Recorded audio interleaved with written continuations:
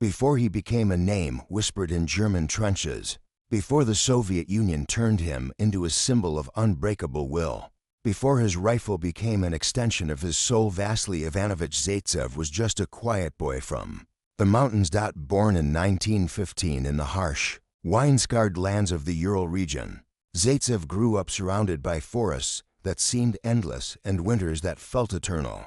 His family was poor, their life built on simple labor, working leather, tending animals, and surviving the cold months. But the land gave them one gift: skill. Skill in tracking, skill in patience, skill in understanding that nature rewarded only those who moved with silence and purpose.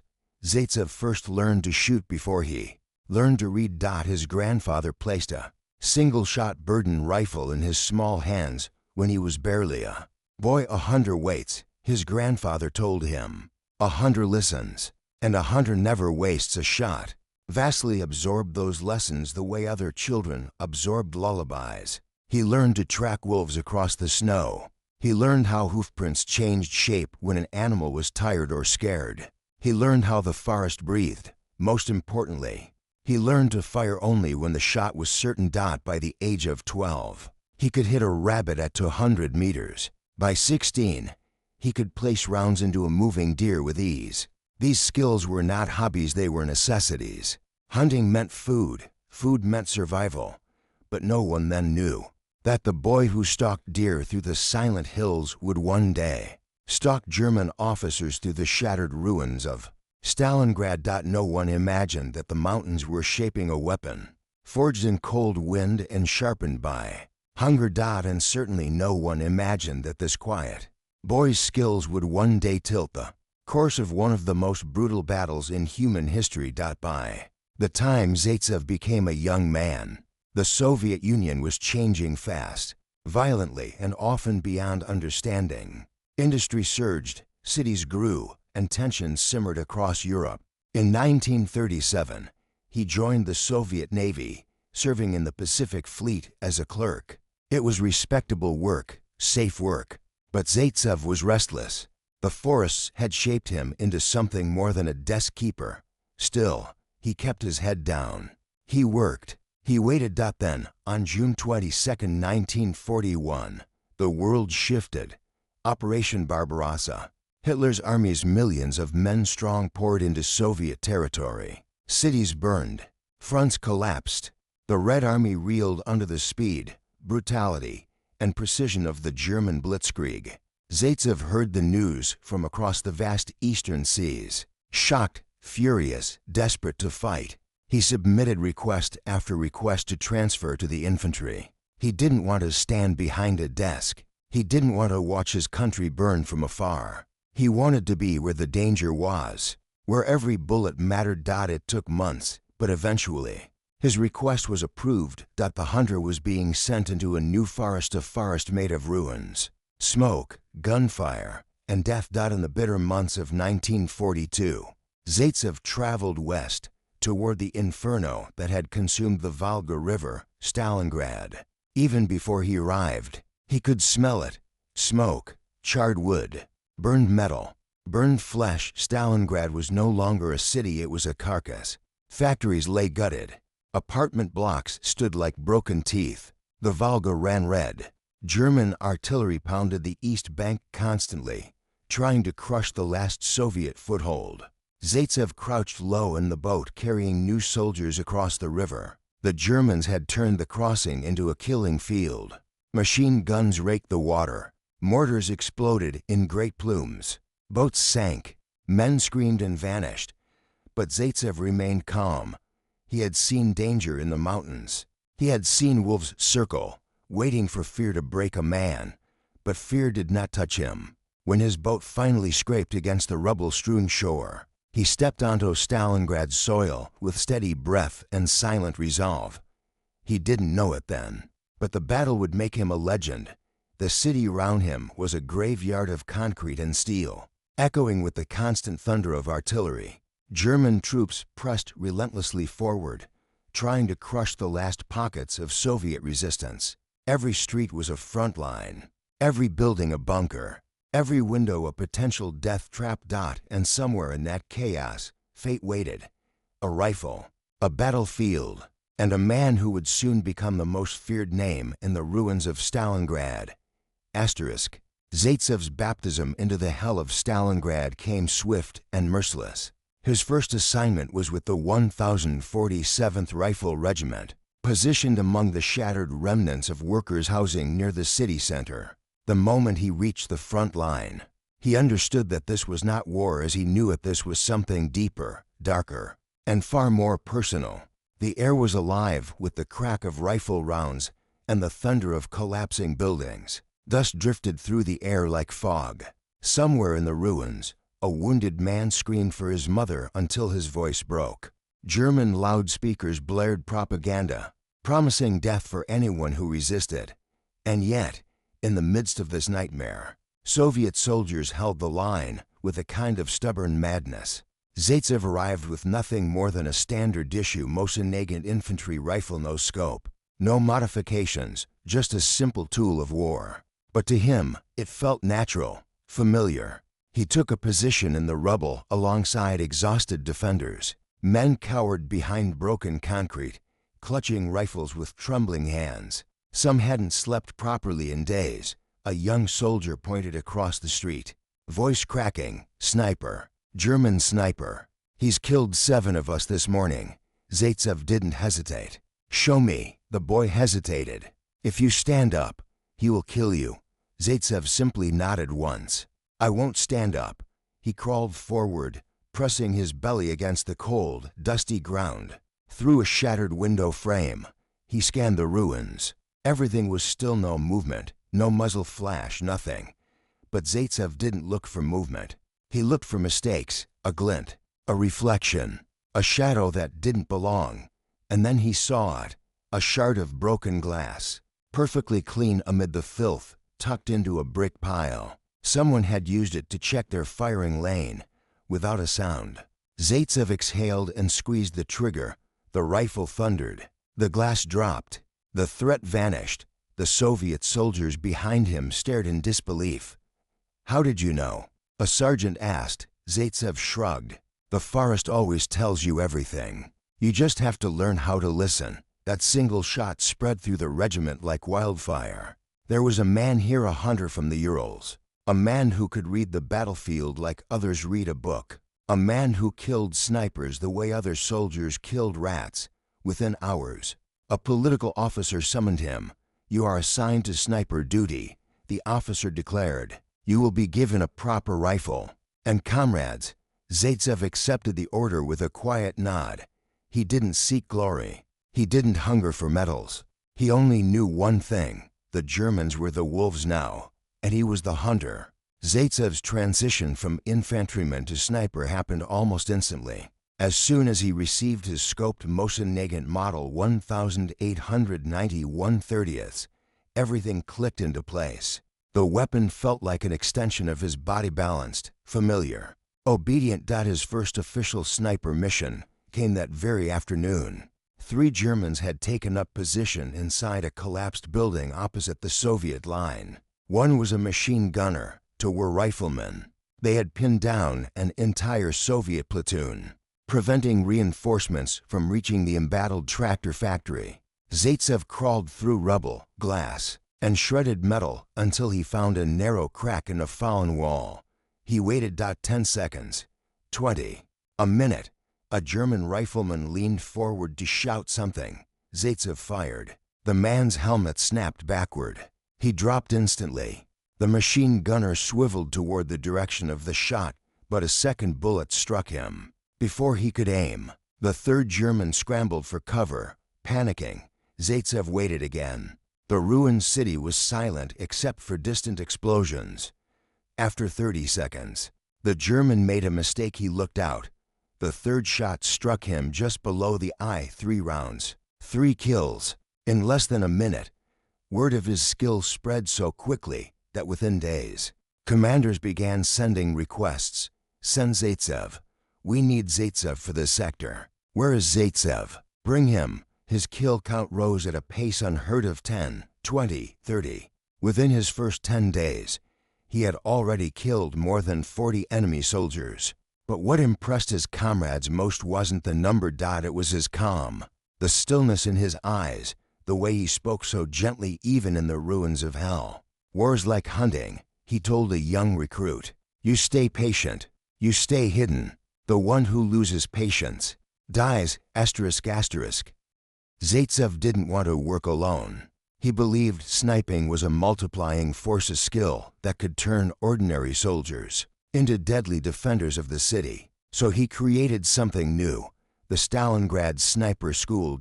In a ruined factory basement, using crates as benches and broken doors as tables, he trained volunteers and regular riflemen. He taught them everything: how to use rubble as camouflage, how to move without making a sound, how to predict enemy behavior, how to spot enemy snipers, how to shoot with frozen fingers, how to survive days without moving. Trained more than 28 snipers personally.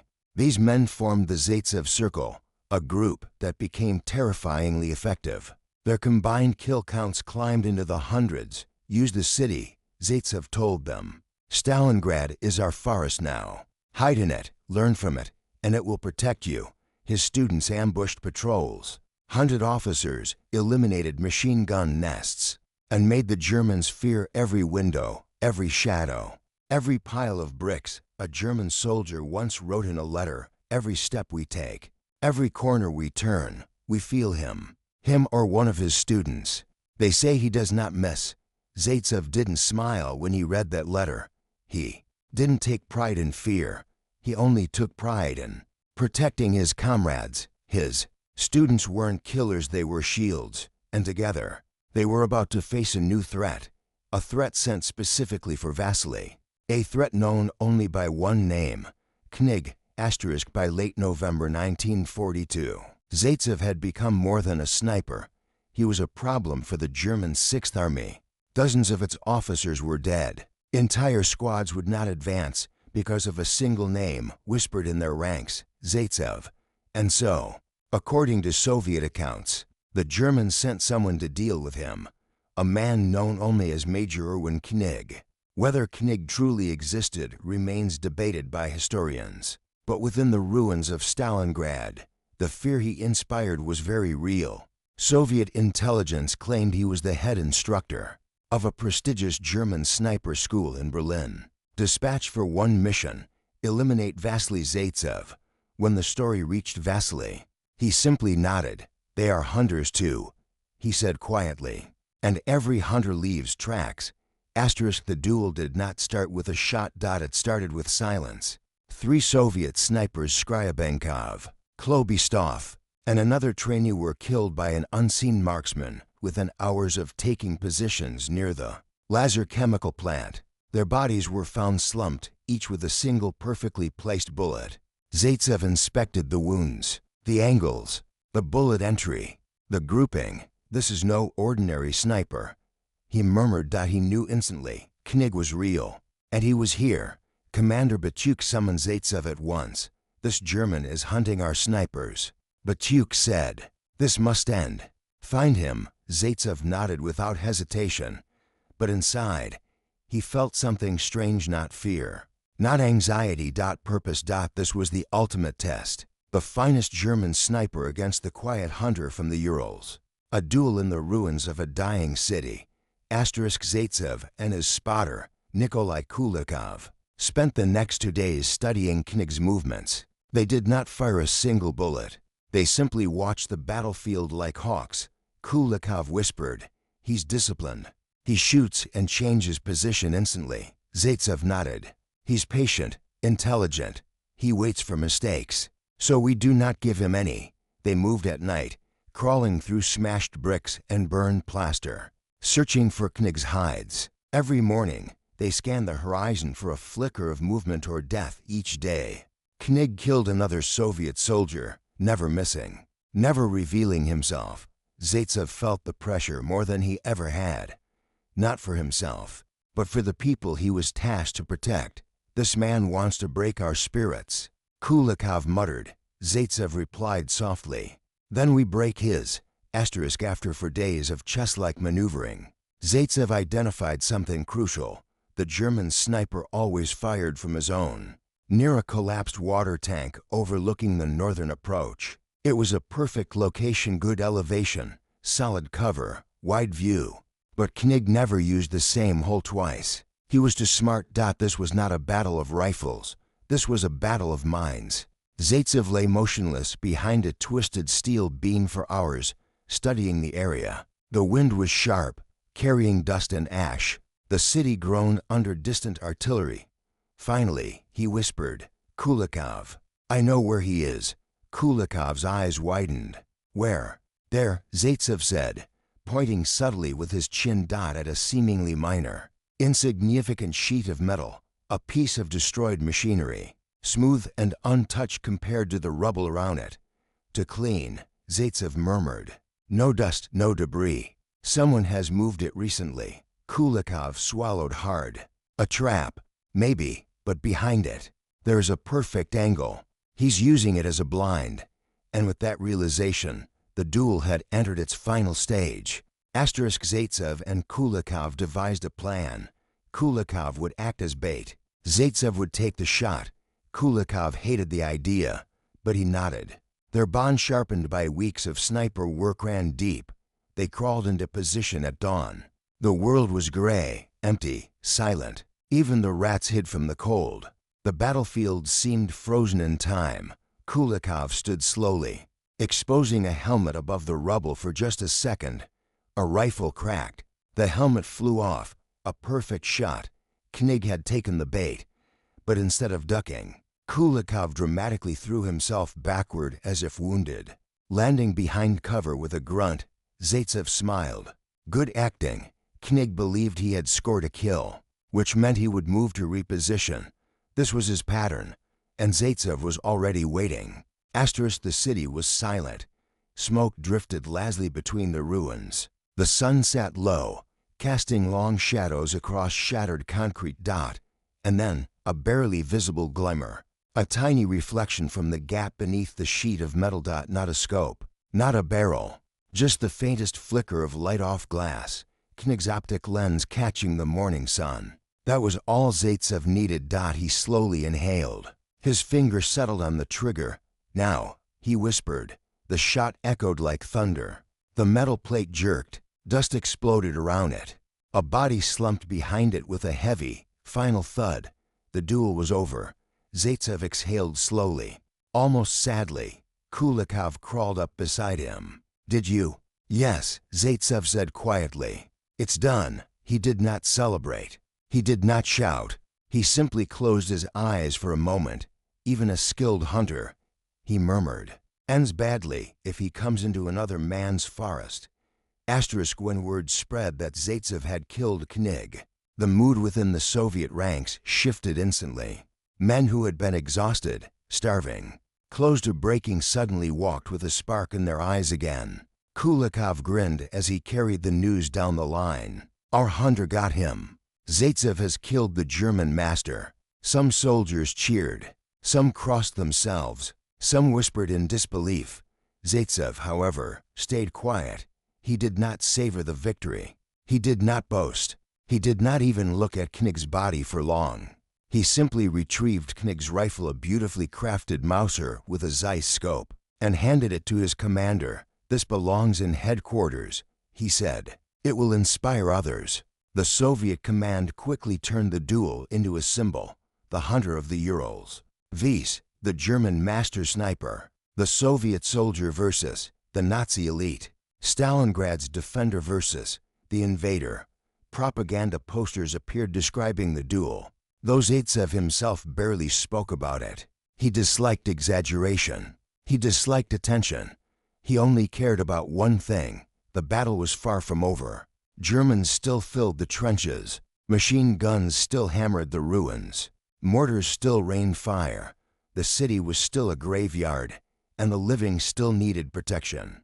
So Zaitsev returned to the ruins, returned to his rifle, returned to the hunt. December 1942 arrived with brutal cold. The Volga froze in great plates of ice. German soldiers, stretched thin and starving, wrapped themselves in torn blankets and curtains scavenged from ruined apartments. Then the real change came. Operation Uranus. The Red Army encircled the German Sixth Army completely, trapping more than 250,000 men inside Stalingrad. Zaitsev watched from a rooftop as Soviet tanks rumbled toward the front, their crews shouting and laughing despite the cold. For the first time since arriving in the city, he allowed himself to hope. "We are not dying here," Kulikov whispered beside him. "We are winning." Zaitsev smiled faintly. But even a cornered wolf can still bite. The Germans fought with desperate fury, street by street, room by room. They launched counterattacks trying to break free of the encirclement. Zaitsev's snipers continued to play a crucial role eliminating officers, stopping assault groups, and protecting Soviet supply routes. Every day, Zaitsev's kill count rose. Every day, he trained more men. Every day, he pushed himself further. His legend grew so large that new recruits begged to be assigned to him, and yet, when asked about his accomplishments, he always replied, "I am not a hero. Stalingrad itself is the hero." By January 1943, the German resistance was collapsing. The Sixth Army had lost tens of thousands of men. Ammunition dwindled. Food was reduced to scraps. Soldiers froze to death in their sleep. Victory was within reach. But fate, unpredictable as ever, had one more challenge for Zaitsev. During a fierce exchange near the Red October factory, a German mortar shell detonated nearby. Shrapnel tore through the air, slamming into Zaitsev's face. His vision exploded in white pain. He fell backward, clutching his eyes. Kulikov dragged him to safety as bullets cracked around them. Vasily, stay with me." Zaitsev fought consciousness, his world a blur of blood and agony. The medics worked quickly, lifting him onto a stretcher. He heard fragmented voices, his eyes, shrapnel embedded. He might lose his sight, lose his ability to aim, lose the very skill that had made him who he was. As they carried him away, Zaitsev whispered, "The battle, finish it, do not let them pass." Even blinded, his thoughts remained on the line on his comrades. He feared nothing for himself. He only feared failing the men he protected. Zaitsev was transported across the frozen Volga, drifting in and out of consciousness. His eyes, bandaged tightly, throbbed with pain. But luck rare and unpredictable as lightning was with him.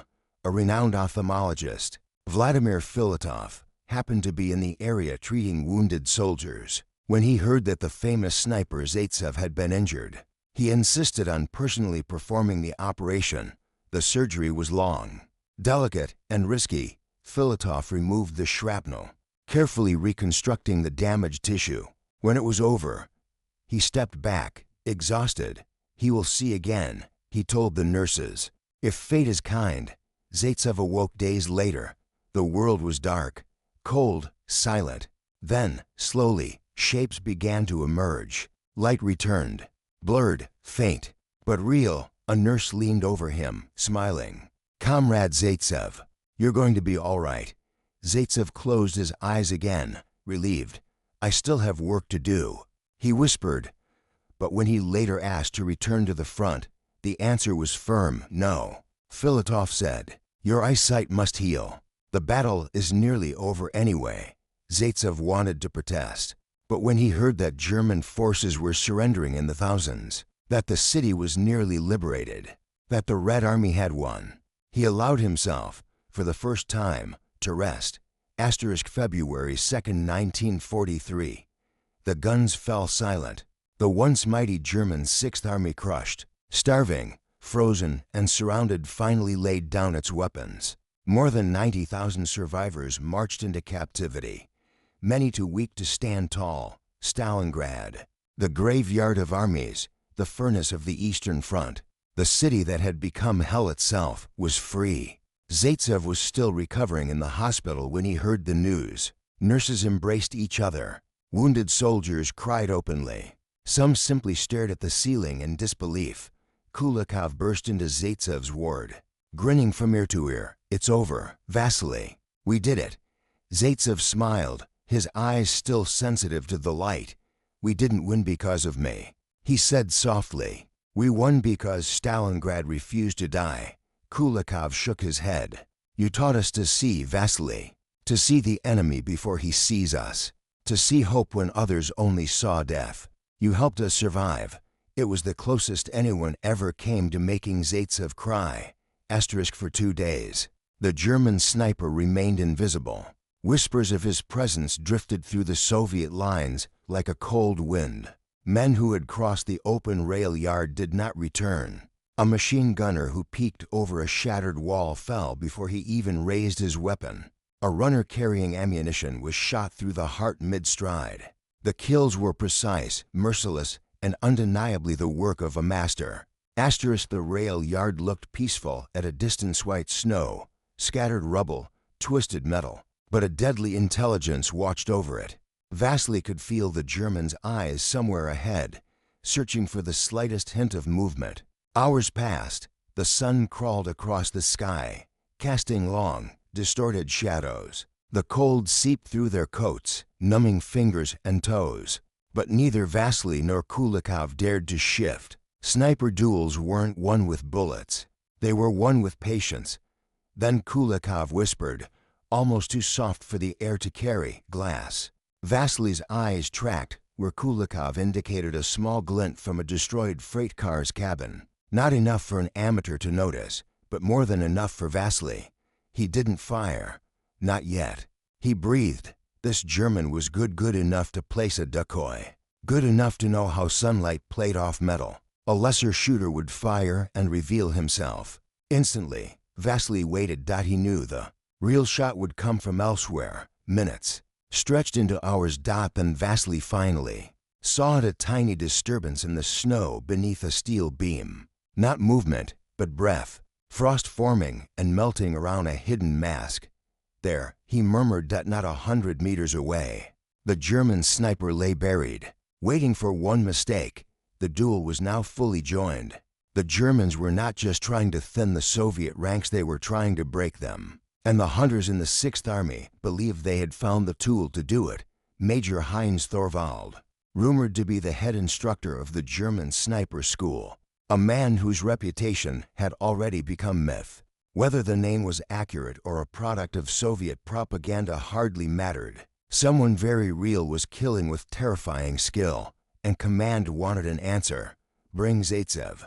Captain Borisov approached Vasily with a heaviness in his eyes, his breath steaming in the frozen air. There's a German out there, not one of the amateurs, a real one. He wants you. Vasily always carried a calmness that felt unbreakable.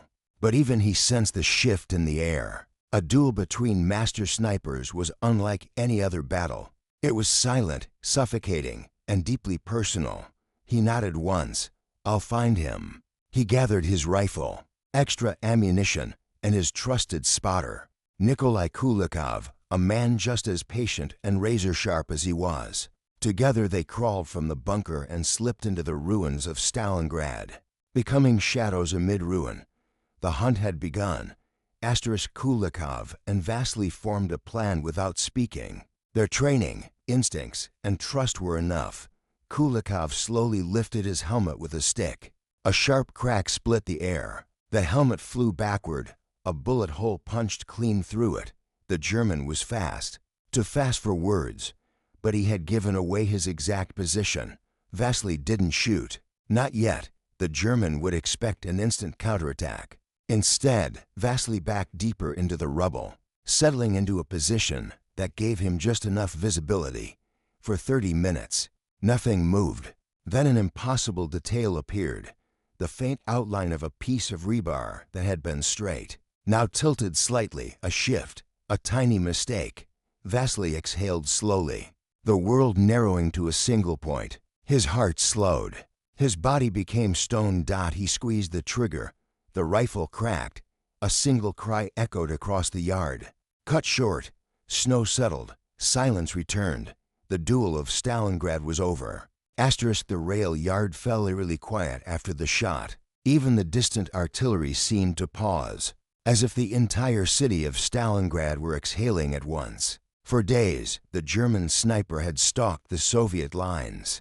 turning every step into a potential death sentence. Now the spell was broken. Kulikov was the first to move. Slowly, cautiously, he crawled toward the fallen enemy. Vasily followed, rifle ready, though he knew by instinct. By experience his shot had been final. The German lay half buried beneath a slab of concrete. His rifle still clutched tightly, his face half hidden by a mask designed for winter camouflage. There was nothing theatrical about his death. No dramatic sprawl, no final message or token. Just the stillness of a life ended. Kulikov whistled low. He was good, he muttered. Very good. Vasily knelt beside the body. He wasn't looking for trophies. He never liked the idea. Instead, he studied the placement, the camouflage, the angle of the rifle. Every detail told a story. This man had been meticulous, disciplined, deadly. A true professional. And that made the victory feel heavier, not lighter. He would have killed dozens more. Kulikov said. Vasily nodded, but didn't speak. War wasn't about personal glory. It was a series of decisions, some right, some wrong, taken to ensure your comrades lived to see the next sunrise. He stood, turning away from the fallen German. Let's go, he said quietly. We have work to do. Word of the duel spread across the Soviet lines with the speed and certainty of wildfire. Soldiers in ruined factories whispered about it. Tank crews in snow-covered trenches spoke of the man who had outwitted the German master. Commissars told the tale in deeper, more embellished tones, painting Zaitsev as the unbreakable hunter of Stalingrad. Vasily didn't relish the fame. He didn't seek it. But command saw something else in his growing reputation: hope. Stalingrad was a nightmare of hunger, filth, terror, and exhaustion. Morale was as fragile as the shattered bricks that littered every street. The image of a quiet shepherd from Siberia turning into a German-killing ghost electrified the troops. Letters began arriving for him, notes from soldiers he'd never met. Comrade Zaitsev, you give us courage. Show them what a Soviet hunter can do. Make every shot for the ones we've lost. He read them in silence, each one reminding him why he fought. Meanwhile, his tally continued to rise, one shot at a time, one life at a time. Always deliberate, never careless. He trained more snipers, molding them with the same precision and cold focus that he had developed in the snowy hills of Siberia. These men, his students, would themselves go on to claim hundreds of German soldiers. Zaitsev was no longer just a sniper. He was a force multiplier, a symbol of resistance. And the Germans knew it. Asterisk. As the battle for Stalingrad roared into its deadliest phase, the city became a labyrinth of kill zones. Every broken window, every collapsed staircase, every rusted pipe offered an opportunity for ambush. Vasily moved through these ruins like a man who had lived there his entire life. He memorized the wind patterns between buildings. He learned which floors still had stable beams. He marked every echo, every shadow, every bullet strike. The Germans, increasingly desperate, sent squads specifically to hunt him. Some carried flamethrowers designed to burn snipers out of hiding. Others used grenades and brute force to collapse entire structures. None succeeded. In one moment that later became famous among his students, Vasily crawled beneath a dead horsefly's thick, blood frozen into black crust, to avoid a German patrol sweeping the street with bayonets. He waited nearly 2 hours before emerging, smelling of mud, death, and determination. In another, he climbed inside the shell of a wrecked T-34 tank, firing through a bullet hole until he neutralized a German machine gun nest, pinning down a Soviet advance. Kulikov once joked, "You're becoming a ghost, Vasily. Soon you'll walk through walls." Vasily simply shrugged. "I go where the shot is," he said. Asterisk. By December 1942, winter had fully taken Stalingrad. Snow piled in doorways like white graves. The Volga River froze so solid that even artillery shells sometimes bounced off the ice. Before exploding, the Germans suffered in the cold, their supply lines strangled, their morale collapsing as Soviet encirclement tightened. But the Soviets suffered too: hunger, frostbite, disease. Yet their will remained unbroken. Vasily noticed the change in the enemy. Their movements grew sluggish, their discipline frayed. Even the snipers began making mistakes: broad angles, improper camouflage, rushed decisions. The hunters were becoming the hunted. Vasily exploited every weakness. On one frigid morning, he spotted a German sniper attempting to relocate positions through a shattered attic window. The man moved too quickly, brushing aside snow in a way no natural breeze could mimic. Zaitsev fired once, a clean kill. By now his tally had surpassed 200, though he never kept exact count. His commanders did, newspapers did, propaganda officers did, but to Vasily, each number was a memory, a location, a face glimpsed for a fraction of a second, a shot that meant one more Soviet soldier lived. War dehumanizes most men. Zaitsev refused to let it dehumanize him. It happened on a morning colder than steel. The city was quiet to quiet. Even artillery, usually the heartbeat of Stalingrad, was strangely absent. The snow fell in silent sheets, covering the burnt-out skeletons of buildings, softening the edges of destruction. Vasily and Kulikov were perched inside the upper floor of a bombed-out storehouse, watching a German supply trench across the street. Vasily's instincts felt off, for he couldn't explain it. Something in the air felt wrong. The silence wasn't calm, it was waiting. Then it happened. A sharp, sizzling snap cut through the stillness. Vasily jerked back as a blinding pain tore across his face. For a moment, he didn't know where he was. His vision blurred. The world tilted, colors twisting like smeared paint. Kulikov lunged toward him. "Vasily, you're hit." Blood soaked the scarf around his head, not from a clean bullet wound from shrapnel. A German sniper had fired an explosive round, designed to rupture on impact. The fragment had sliced across his right eye, embedding itself dangerously close. Vasily tried to rise. His legs buckled. For the first time since the war began, since he left Siberia with nothing but a rifle and certainty, Vasily Zaitsev felt fragile. Kulikov half dragged, half carried him down the crumbling staircase. Outside, Soviet soldiers rushed to help, though none recognized him under the blood and snow. "Get him to the medics," someone shouted. Kulikov's voice thundered back. "This is Zaitsev. Move." The men reacted instantly. Zaitsev's legend had spread so far that his name carried the weight of a battalion.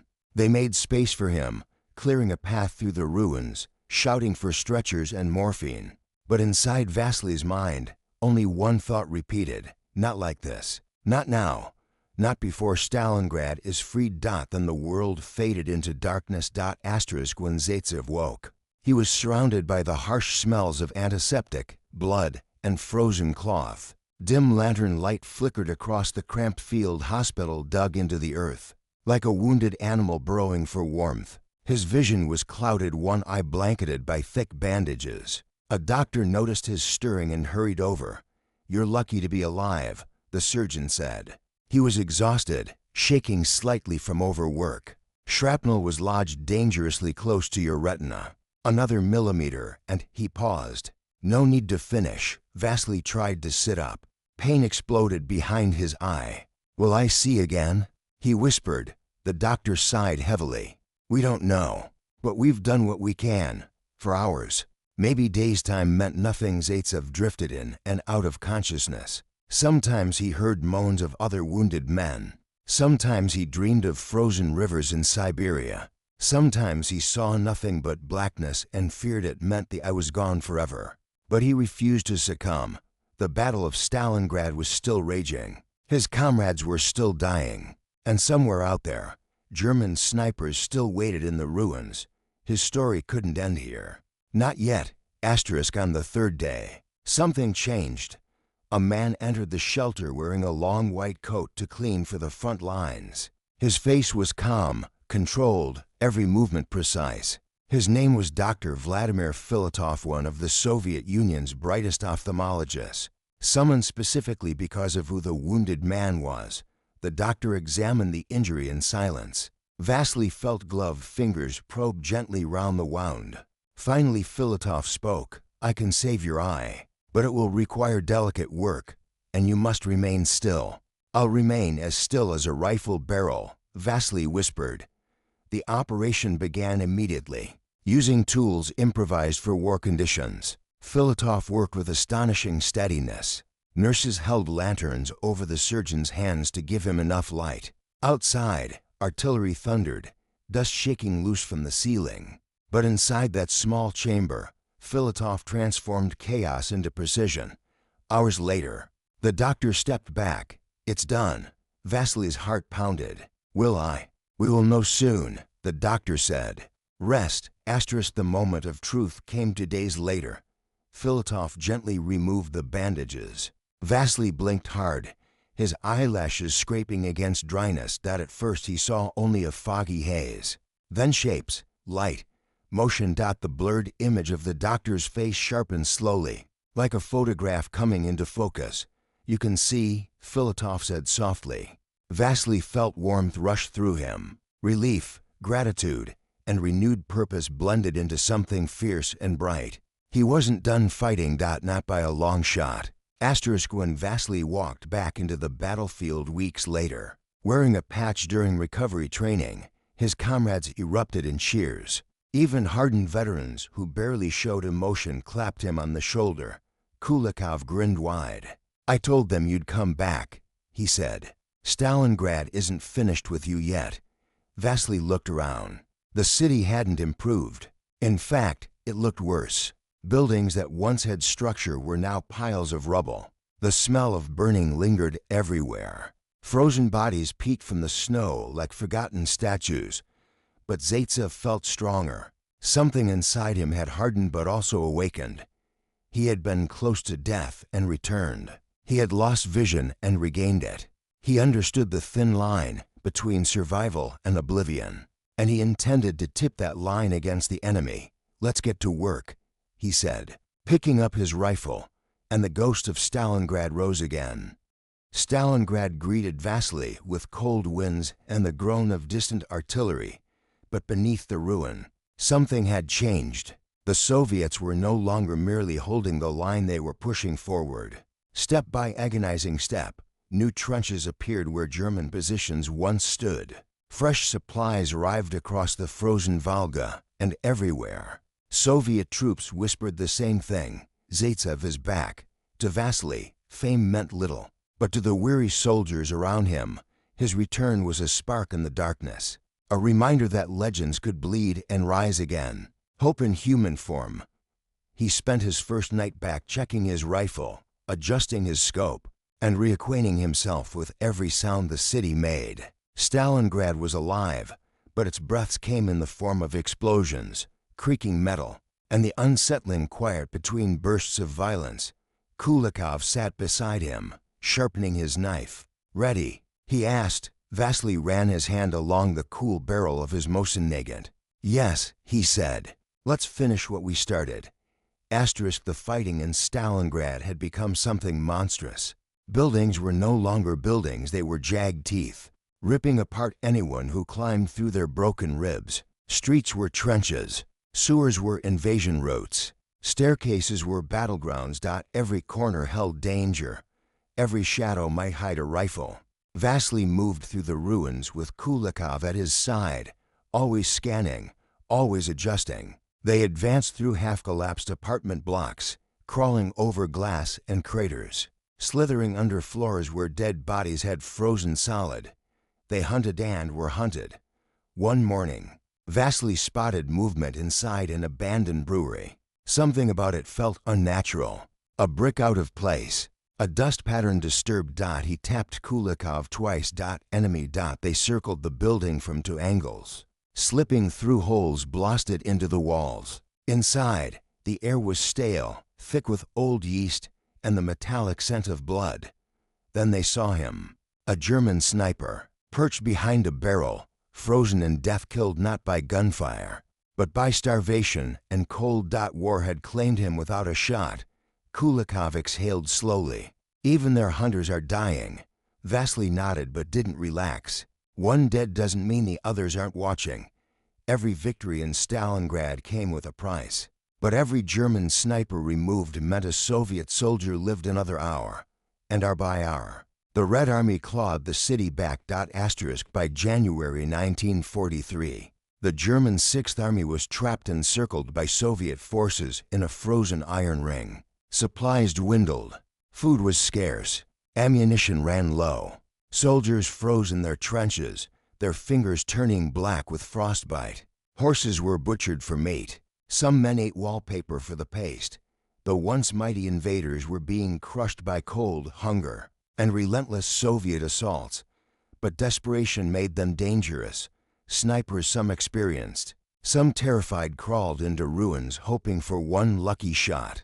Vasily faced them day after day, sometimes killing 3 in a single afternoon. His students hunted 2 men he had trained personally, who now fought with deadly efficiency. Together, they formed an invisible net across the Soviet lines. A German infantryman once described them in his diary. They kill us before we see them. Stalingrad is full of ghosts. Their bullets come from the cracks in the earth. That ghost, the most feared of all, was Vasily. The final weeks of the Battle of Stalingrad were not battles, they were executions. The Germans had no strength left. Their uniforms hung loose on skeletal frames. Their boots were wrapped in rags. Their rifles jammed from cold. They slept in shattered trenches filled with frozen corpses. Unable to tell the living from the dead, Vasily watched them from a distance, his rifle steady. He felt no triumph, only inevitability. This was what Hitler had sent his men into: a slaughter, a graveyard made of concrete and ice. One morning, he and Kulikov spotted a cluster of Germans huddled behind a ruined trolley car. They weren't trying to fight, they were trying to survive. One soldier attempted to light a fire with trembling hands. Kulikov lowered his rifle. "They're finished," he said softly. Vasily agreed. No shot needed. Mercy, in war, was rare. But sometimes refusing to kill was the closest thing to humanity one could offer. In the distance, artillery signaled the Soviet final offensive. The end was coming. On February 2, 1943, the nightmare ended. The remaining German forces in Stalingrad surrendered. Soldiers staggered out of the ruins with hands raised, frostbitten, starving, broken. They numbered in the tens of thousands, but they looked like ghosts. Soviet troops cheered. Some cried. Some simply sat in the snow, too exhausted to celebrate. Vasily watched the surrender silently. Kulikov stood beside him. "We did it," he said. "Stalingrad did it," Vasily replied. "The people, the soldiers, all of us." Double quotes then, almost as an afterthought, he added, "Let's go home." But home wasn't Siberia anymore. Home was wherever he could help the Soviet Union survive. His war wasn't over, but this chapter of it, this hell, had ended, and from its ashes, a legend had been born. After the surrender, Stalingrad resembled something beyond human comprehension. It wasn't a city anymore, it was a carcass. Buildings lay in heaps, blackened and skeletal. The Volga was a frozen ribbon of shattered ice. The air smelled of burnt stone and bodies. But everywhere Soviet soldiers walked with pride. They had done the impossible. Vasily moved through the destroyed streets quietly, greeting soldiers, accepting nods and salutes he never sought. Men who had fought in the trenches pointed him out as he passed. Zaitsev, the sniper, the one who killed the German master, the one who trained our best. To Vasily, the attention felt undeserved. He thought only of the friends he had lost, the comrades buried beneath the rubble, the cold eyes of the enemy snipers he had bested. War was not glory, it was survival. But to the Soviet Union, he was a symbol.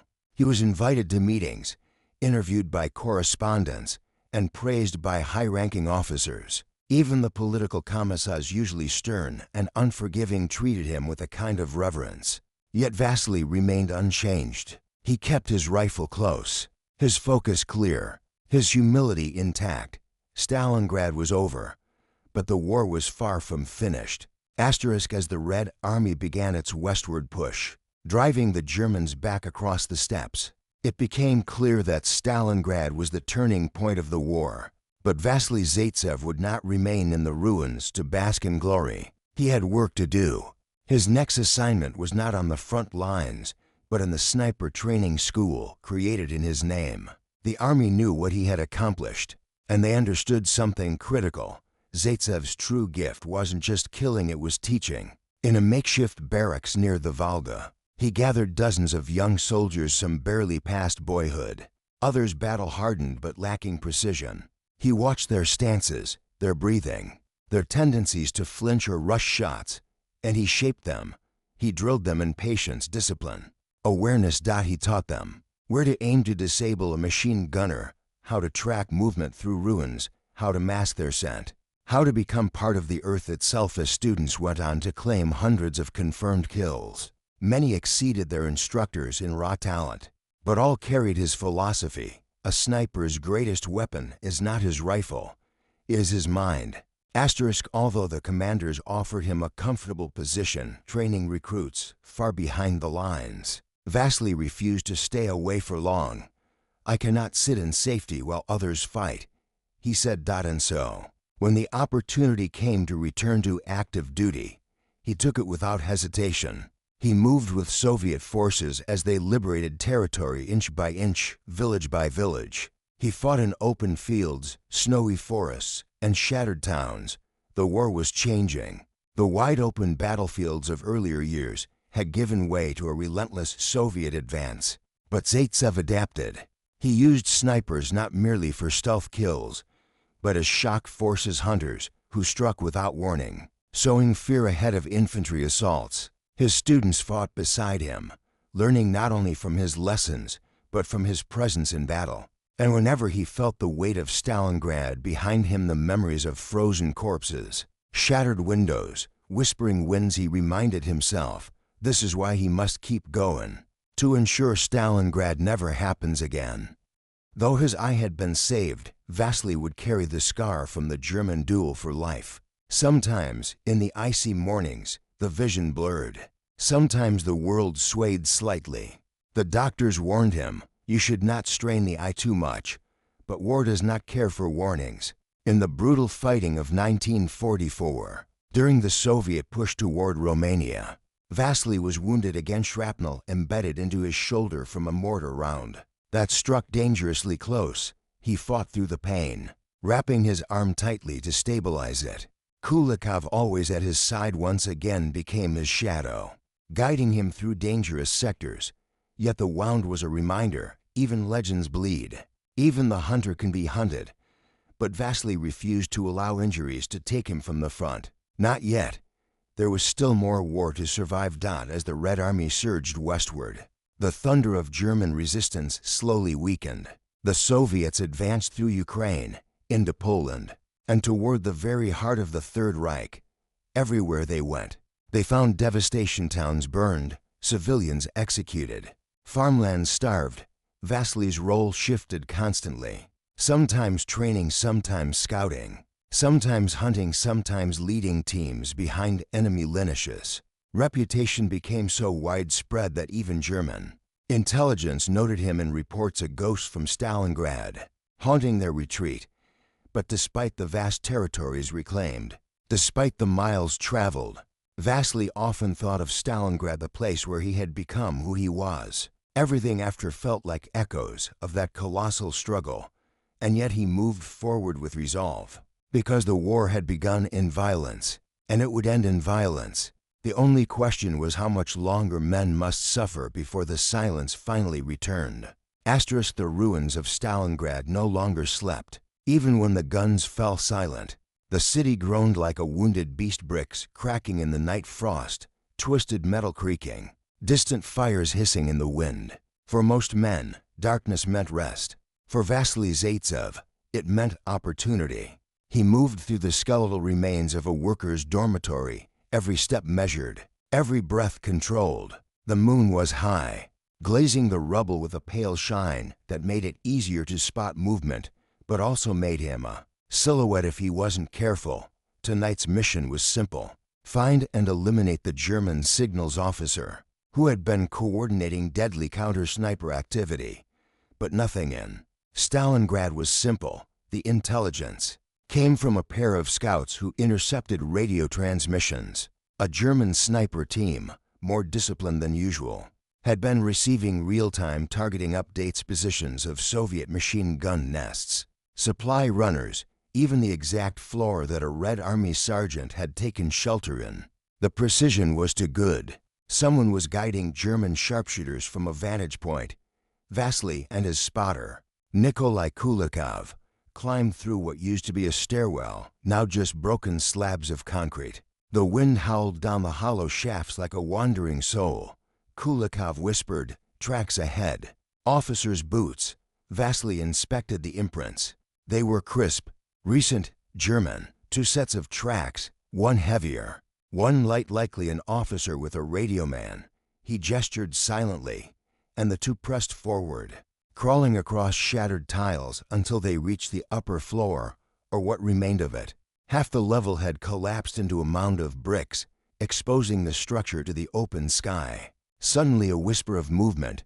Kulikov froze. Vasily felt it too. A presence, watching. He scanned the shadows, eyes narrowing. Years of hunting in the Ural Mountains taught him to sense predators before they moved. And tonight, the hunter was being hunted. A glint faint, but unmistakable, bounced off something in the far corner of the ruined room. A scope, sniper. Vasily mouthed. He didn't need to say more. They dropped flat just as a shot tore through the air, chipping stone inches from Vasily's head. Dust exploded upward, raining in their faces. "German sniper team," Kulikov hissed. "Maybe the same one we're hunting." "No," Vasily replied calmly. "He's good, but too eager. Our man is patient." He peeked again from a different angle, intentionally revealing the barrel of his Mosin-Nagant, not enough for a target, but enough to provoke. Another shot cracked this, one hitting exactly where his head would have been 3 seconds earlier. Impatient, Vasily murmured, just like a wolf cub trying to bite before learning to stalk.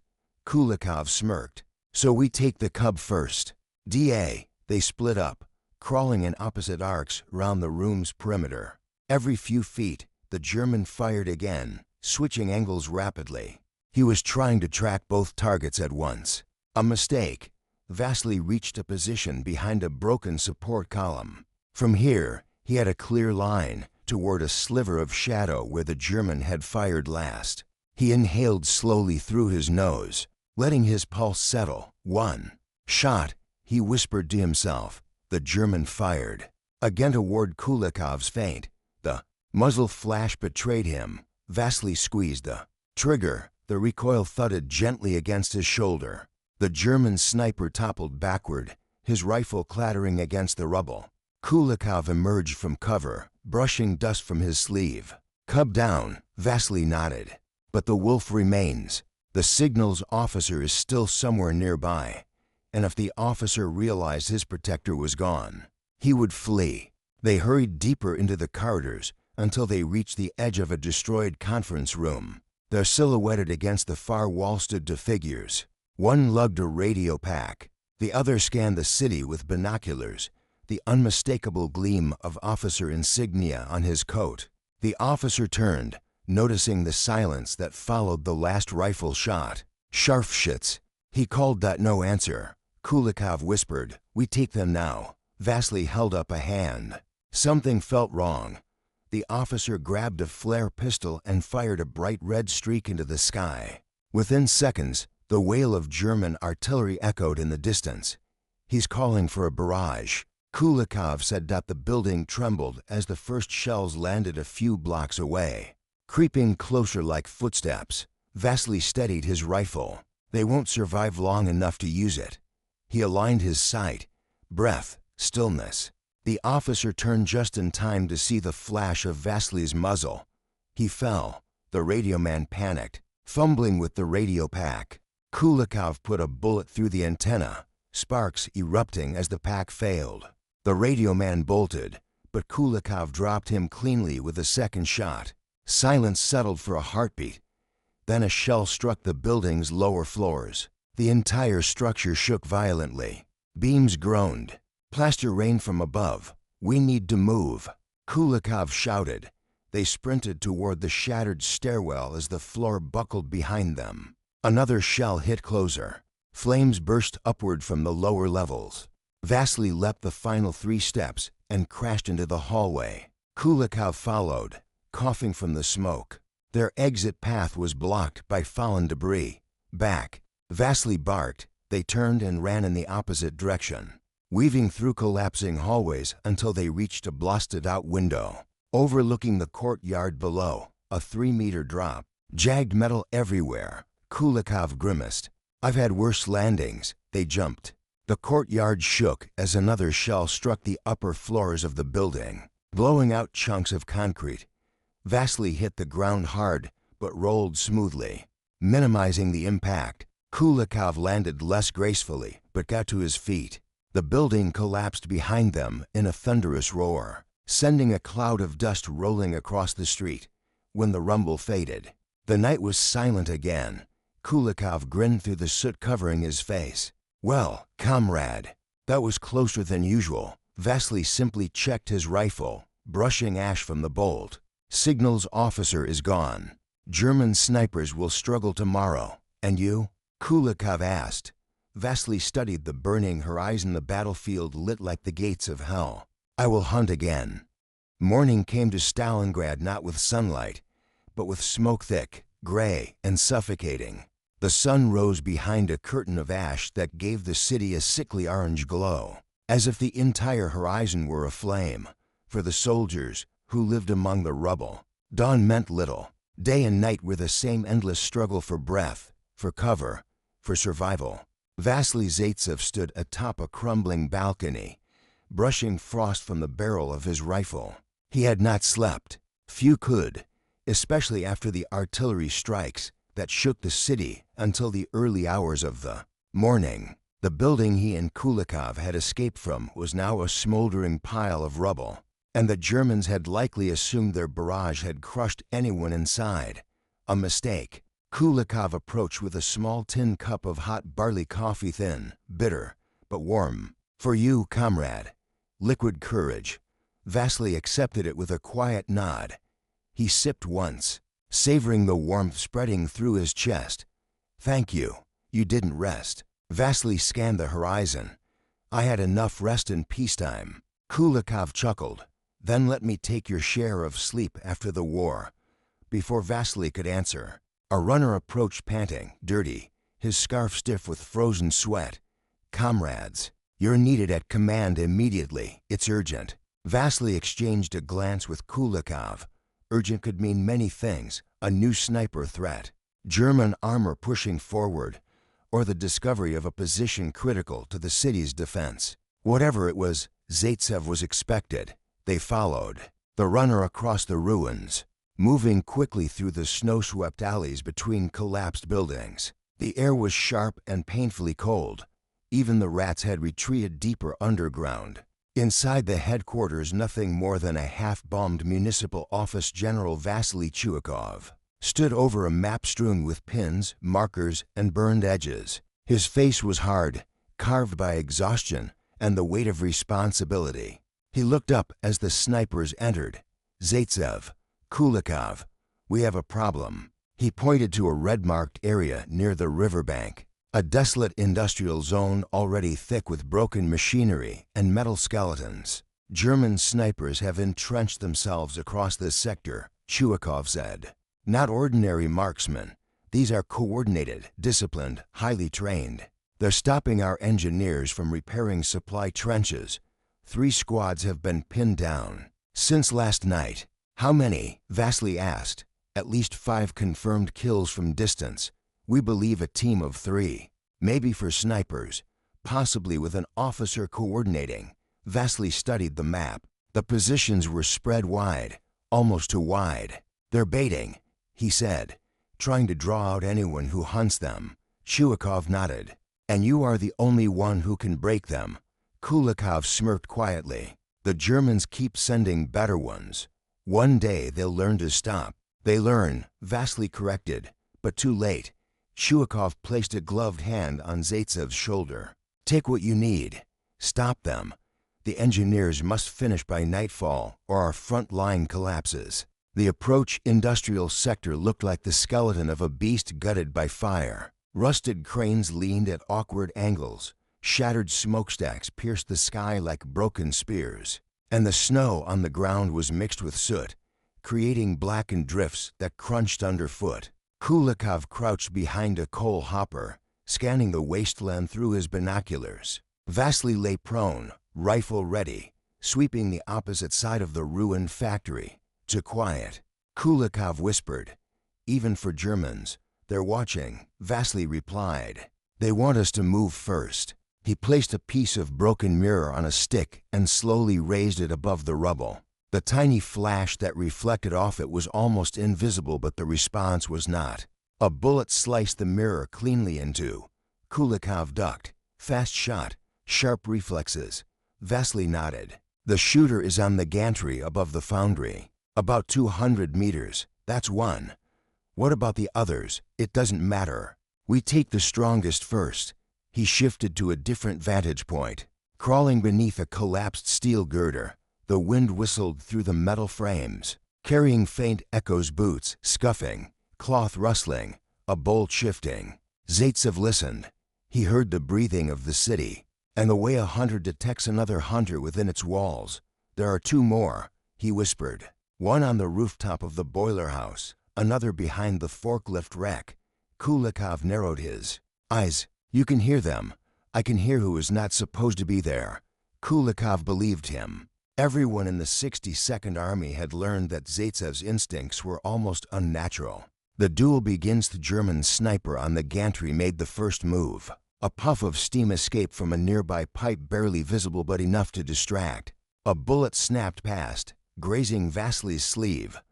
"That one is precise," Kulikov muttered. "Let him fire again." Vasily took a long breath, shifting 1 centimeter to the left, then one more, then stopped. The German fired.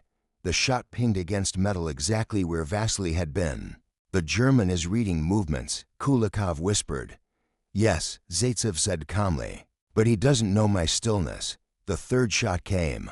A hair too early, a hair too eager. Vasily fired once. Through his scope, he saw the German jerk backward, rifle dropping from numb fingers. The body slumped over the gantry rail like a puppet with its strings cut. "One," Vasily said. Kulikov scanned immediately. Boiler house, a second sniper fired, narrowly missing Kulikov's cheek. The two men dropped behind cover, dust and metal shavings raining around them. "He's good," Kulikov muttered, wiping blood from a shallow cut. "Better than the first." "No," Vasily said softly. "He's angry. Anger helps at first, then it blinds." Another shot. Closer. Zaitsev didn't look toward the shot. Instead, he shifted his attention to a small gap between two beams. He placed his rifle barrel through it, not pointing where the sniper was but where he would be after adjusting position. Instinct, timing, breath. The German fired again. Zaitsev's finger tightened. His shot struck the sniper just as he rose to shift vantage points. The man collapsed, falling from the roof into a snowbank below. "Two," Vasily said. Kulikov grinned. "The third one is already running. I can hear it."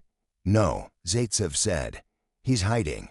"Where?" Vasily scanned slowly, then he froze. A faint shimmer in the distance, heat from a breath reflecting off cold metal. Behind the forklift rack. The last sniper was patient, clever, still just like Vasily. "This one," Zaitsev murmured, "is dangerous." The final 100th duel lasted minutes that felt like hours. Neither man fired. Neither moved. The battlefield was silent except for the distant booming of artillery. Kulikov whispered, "He's waiting for us." Vasily nodded. "He knows the others died. He knows we are hunting him."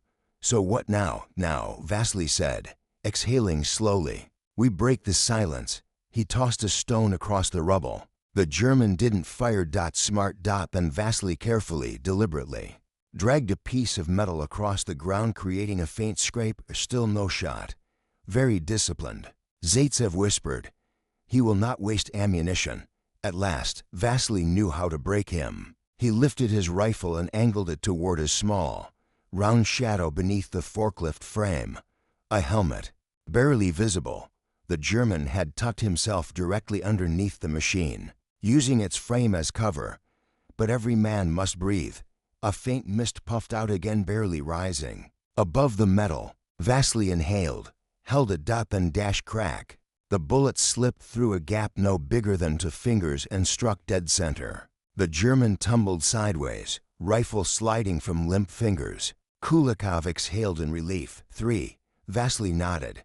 Now the engineers can work. He stood, brushing soot from his coat, and looked across the burned wasteland of Stalingrad. Another day, another victory, another hunt survived. But the city had many more predators yet. Word of Vasily Zaitsev's victories spread through the shattered districts like winter wind. Whispered from trench to trench, shouted across broken walls. Passed from soldier to soldier, he had become more than a marksman. He was becoming a symbol of defiance, of patience, of death in the ruins. By late afternoon, as the last German sniper of the industrial sector lay in the snow, runners began to arrive one by one, scrawny boys and exhausted men with rifles slung across their shoulders. They approached hesitantly, standing in a loose semicircle around Vasily and Kulikov.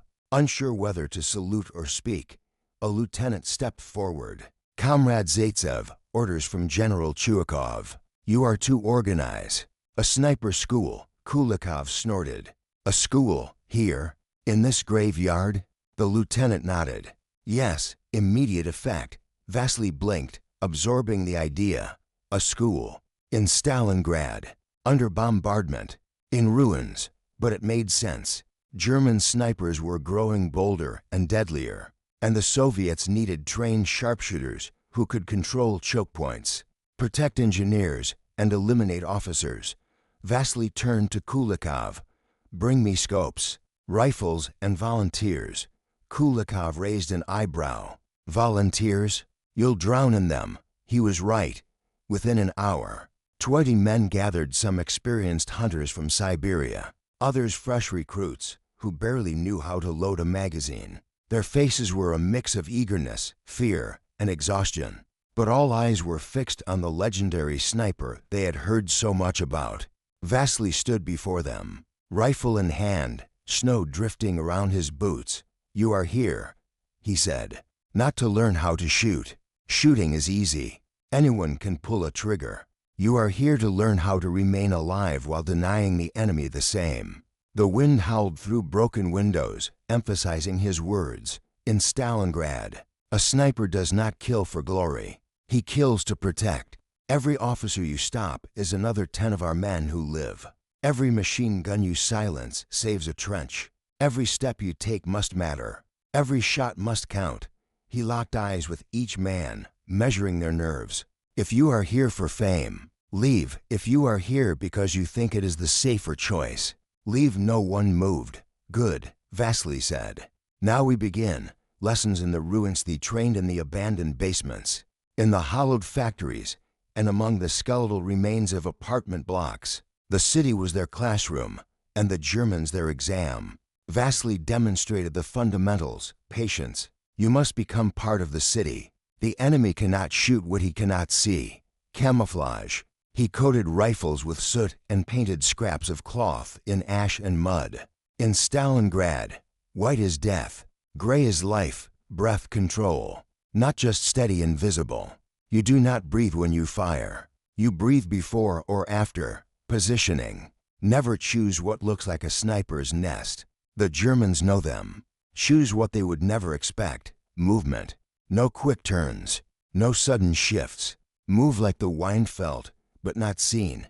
Kulikov demonstrated spotting, teaching them to read glints, subtle shadows, unnatural shapes, and the difference between smoke from a fire and smoke from a rifle. The men listened like disciples. For many, it was the first time they felt a sense of purpose since arriving in the ruins. A test of will to complete their training. Vasily assigned each recruit a trial. Eliminate a marked target. Across the battlefield, a German observation post, a sniper nest, a roaming officer. One by one, the recruits set out. The first returned with trembling hands, and blood on his cheek missed his target and nearly died. The second came back smiling, rifle warm, mission complete. The third dragged a wounded comrade with him, but succeeded. Vasily watched each result with a calm, steady gaze. Those who failed were not scolded. They were taught. Those who succeeded were not praised. They were reminded, one shot means nothing. Surviving to take the next one means everything. Before sunset, 14 of the 20 returned victorious. 6 did not return at all. Kulikov looked at the dwindled line. "You're forging killers." "No," Vasily said. "I am forging guardians." The rising generation as the volunteers grew more skilled. The battlefield changed. German patrols became more cautious. Their movements slowed. Officers began traveling with helmets and shields. Supply runners zigzagged rather than marched. Stalingrad was becoming a city of ghosts, Soviet snipers watching from every shadow. Units that once suffered dozens of casualties per day now reported far fewer. Engineers rebuilt trenches. Machine gunners advanced with new confidence. One evening, as Vasily walked through the underground shelter where his snipers rested, he overheard a young soldier whisper to another, "Zaitsev teaches us how to kill. But more importantly, he teaches us why." Vasily continued walking, saying nothing. But inside he felt something unexpected. Pride and fear. For every man he trained could also die the next day. But this was war, and war demanded sacrifice. A warning from above late one night, as the snipers cleaned rifles under the dim glow of a lantern. A messenger arrived with a sealed order. Kulikov opened it and whistled. "You're not going to like this." Vasily took the paper. It read, "Intelligence confirms. A German master sniper has been dispatched specifically to eliminate Zaitsev. Enemy codename, Knig." Vasily folded the paper quietly. The men stared, wide-eyed. Murmuring anxiously, Kulikov cleared his throat. "So what do we do?" Vasily's expression did not change. "We do what we always do," he said. "We hunt." The name alone carried weight. Knig, whispered among Soviet scouts, muted in German radio chatter, spoken with a strange mixture of fear and respect. In German, it meant king. And among enemy snipers, that was exactly what he was rumored to be. Major Erwin Knig, if he truly existed, was said to be the chief instructor of the Wehrmacht Sniper School in Berlin, a man of impeccable discipline, icy resolve, and near flawless aim. Not a reckless hunter, not a hot-blooded marksman, a professional, a teacher, a predator of predators. And now he was in Stalingrad, sent for one purpose: kill Vasily Zaitsev. Whispers in the night. That night, the underground sniper shelter buzzed with unease. No one said it openly, but the fear was palpable. Even those who had braved days without flinching now cleaned their rifles with trembling hands. Zaitsev sat quietly at a small wooden crate repurposed as a desk. He ran an oiled cloth along the rifle's bolt, each movement slow, precise, and thoughtful. Kulikov leaned against the wall, arms folded. "You're calm," he said. Vasily didn't look up. "Why wouldn't I be?" Kulikov laughed softly. "Because they sent the best they have. Maybe the best in Europe. That changes nothing," Vasily said. But Kulikov saw something in his eyes, something rare. Concern. Double quotes. "Do you think he's real?" Kulikov asked. Vasily paused, then nodded. "Yes, the Germans don't waste effort in Stalingrad. If they say Knig is here, he is here, and he's hunting you." Vasily finally set the rifle aside. "Kulikov, in Stalingrad, we are all hunted. Today it is me. Tomorrow it is another. This is normal." Kulikov clicked his tongue and muttered, "Normal, right?" But Vasily wasn't finished. "Knig is not here to kill the symbol. He is here to kill the school." He pointed to the recruits resting on torn blankets nearby. "If he kills me, the school falls apart. Morale collapses. The Germans regain the advantage. So we cannot let that happen," Kulikov said. Vasily nodded once. "We will hunt him before he hunts us." The first signs at dawn. The first evidence appeared. A Soviet scout, one of the new snipers trained, only 2 weeks earlier was found lying in a trench near the tractor factory. His body was untouched except for a single bullet wound between his eyes, clean, precise. No struggle, no chaos, just death. Distance, Vasily asked the scout who discovered him. 400 meters, maybe 500, the man replied. An angle, high, the scout said. From the water tower. Vasily's eyes narrowed. The water tower was an excellent sniping position to expose for amateurs, but perfect for a master confident in his craft. Did you fire back? Vasily asked. The scout shook his head. I didn't dare. He must have been watching. He was, Kulikov said. And he wanted you to know. Another sign. Knig wasn't hiding. He was announcing himself. The hunt begins. Vasily climbed the rubble of a collapsed administration building, scanning the horizon with binoculars. The water tower stood tall above the broken skyline, wind groaning through its rusted metal frame. It was the best vantage point for nearly a kilometer. Kulikov crawled beside him. If he's still there, he's waiting for you. Yes, Vasily said. Which means he is not still there. Kulikov frowned. A trap, a message, Vasily replied. He wants me to approach, so I won't. They climbed back down, moving through the ruins until they reached a narrow alley that offered a view of the factory. Rooftops. Vasily lay prone among the bricks. We watch, we learn. We do not rush the hunt. Hours passed. Snow fell lightly, coating the ruins in a thin white sheen. The wind cut like knives. Winter was tightening its grip on the city. Then dash activity. A faint glint on a distant rooftop. A flash of glass. A silhouette barely visible through rising smoke. Kulikov spotted it too. There, 3 o'clock. Under the bent chimney, Vasily steadied his rifle, adjusting the scope. But he didn't fire. That is not Knig, he whispered. What? How can you know? Kulikov asked. He is too careless, too visible.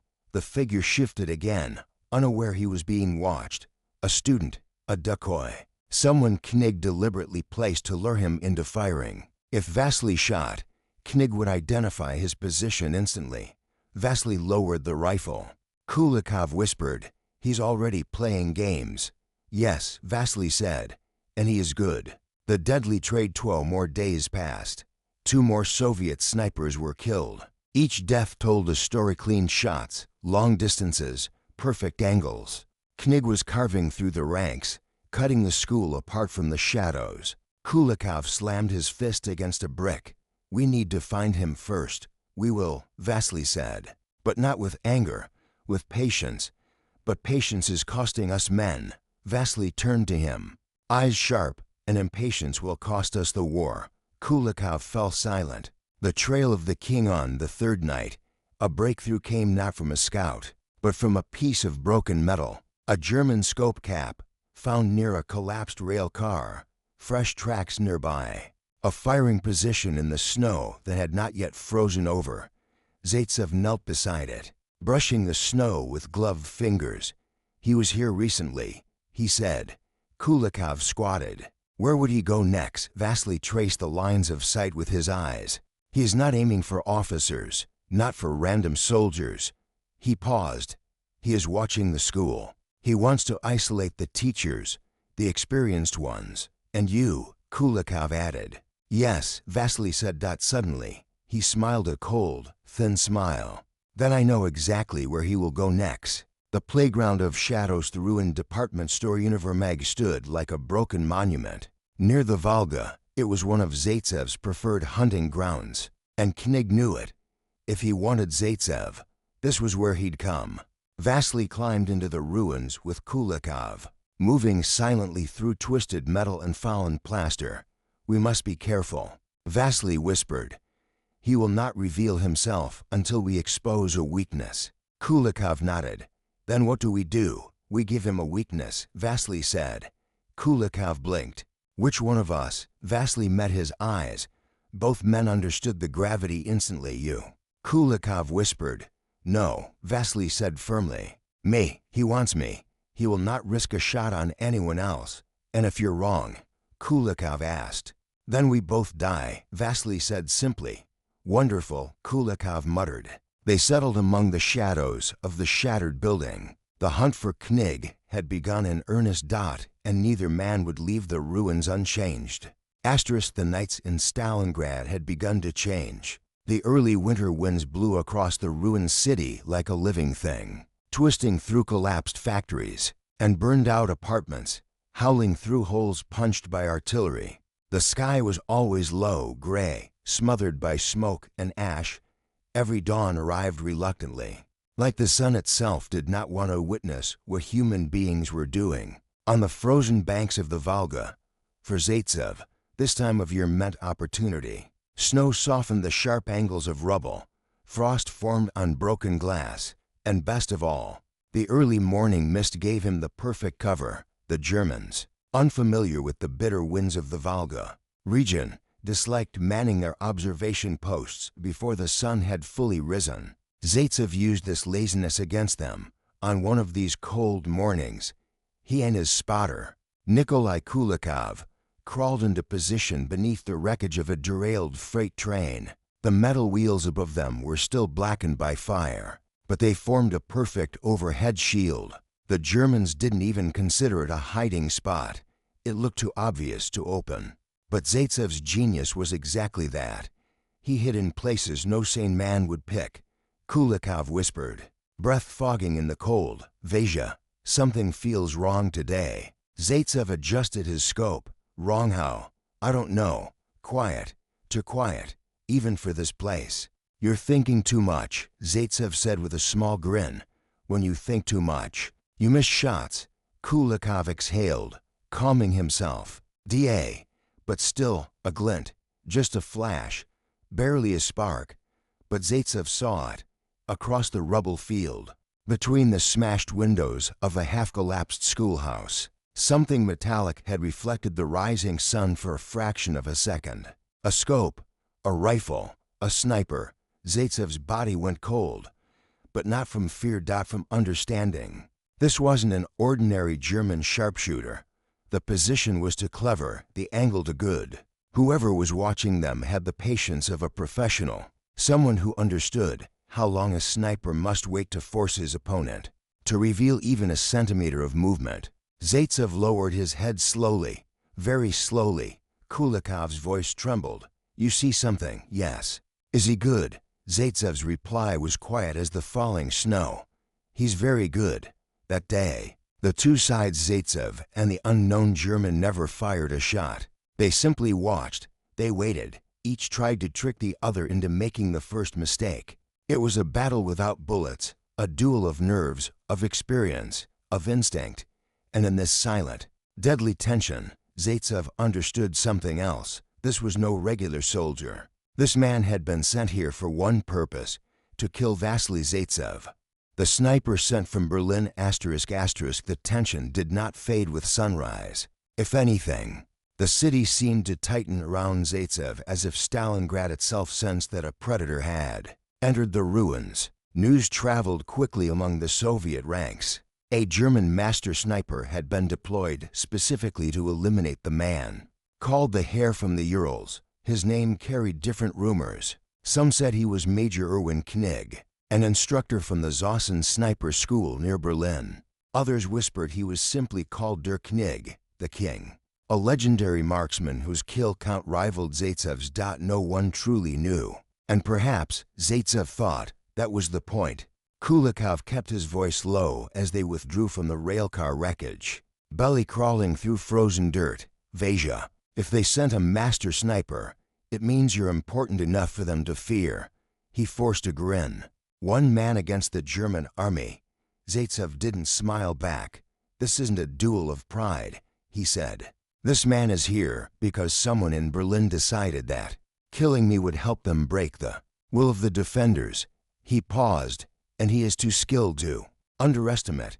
By the time they reached division headquarters, a basement dug under a burned-out mill captain, Nikolai Chervyakov, was already waiting for them. You've been spotted, Chervyakov said bluntly. And we have confirmation. A German specialist has arrived. He refuses to operate with infantry, works alone, requires specific positions. High-level authorization. That it is him, Zaitsev said. You expected someone this dangerous? I hoped for it, he answered truthfully. It means the Germans respect our snipers. It means they fear us, Chervyakov sighed. Respect doesn't matter if he kills you. Zaitsev's expression did not change. Then we kill him first. An invisible enemy *** for the next 2 days. Zaitsev hunted the German, and the German hunted him. It became a deadly chess match played across courtyards full of shattered statues, down corridors of ruined apartment blocks, and between the skeletal frames of what were once factories. Zaitsev knew the city better than any map could show. But his enemy, whoever he was, moved like a ghost. Every morning began the same. Zaitsev and Kulikov took positions before dawn. Every evening ended the same. No shot fired. No mistakes made. The German was patient. He used bait helmets placed above broken walls, rifles placed to look like they were held by soldiers, even a dummy in an officer's coat. Zaitsev ignored every trap. He would not be drawn out.